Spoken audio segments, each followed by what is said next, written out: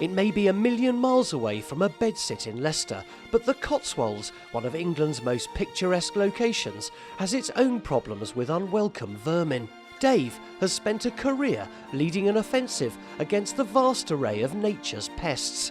Today, he's been called out to a posh house near Stow-on-the-Wold to launch an attack on some unwelcome guests. Well, this lady here's got some moles, making a mess of her lovely garden apparently, and we'll relieve her of them in the greenest way possible. It don't look that good, does it? You got a nice chocolate box cottage, and then you've got the battle of the Somme going off on the lawn. The first thing that Dave needs to do is to identify where the moles are coming from. They'll travel along the fence line, and then they'll branch off into here, you see. The mole's life underground is based around two kinds of runs, travelling runs and feeding runs. The key to success is to put a trap down a travelling run, which the mole community all use to get around. Well, that's a classic travelling run. Runs along this fence line, and luckily I've got it this side, so if it's the other side, the sheep tend to tread on them and then they set the traps off. With these, you can get one that end, and you get another one that end. So, moles do not get on. They fight like crazy, but they will use the same travelling runs. So it's not unusual to get a double catch in a travelling run. As Dave sets the other traps, there's time to reflect on a pest controller's lot.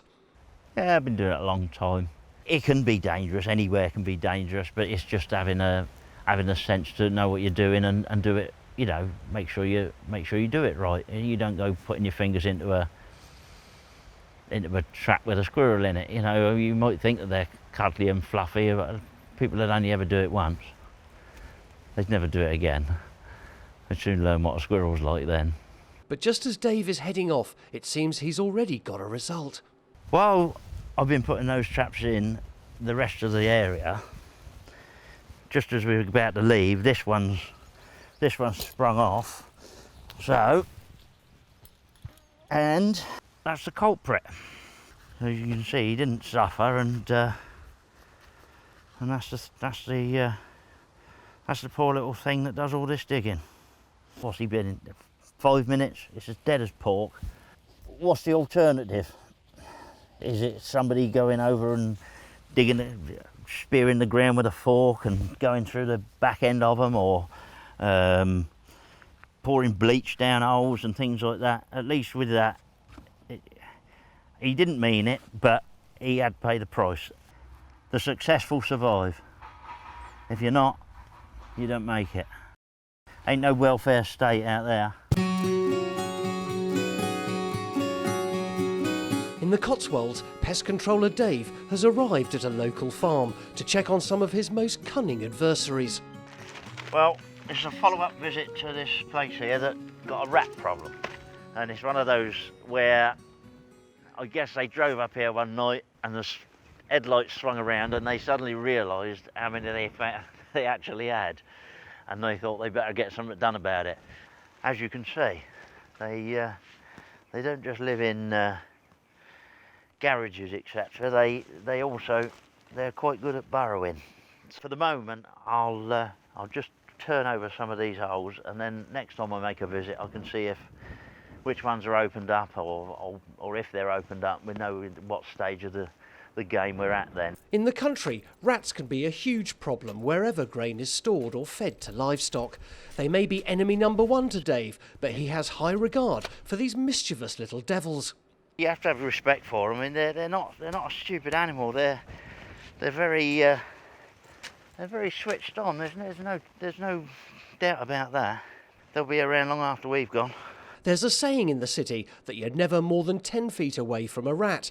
In the country, perhaps, you should make that 3 or 4. They're coming out the holes because I'm filling them in.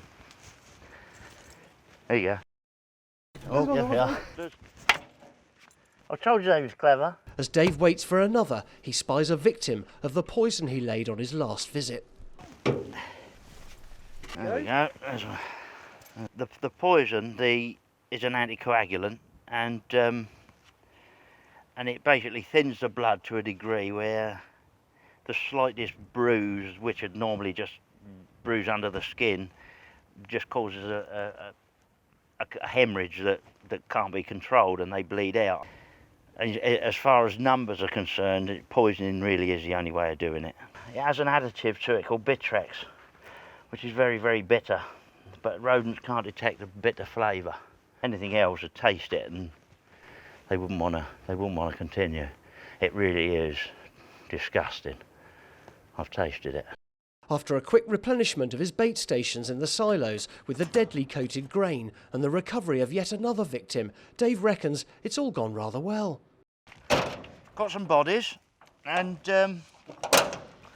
saw some survivors, so, well, let the survivors survive while they can, and then we'll be back in a week or so, just check, make sure what's happening.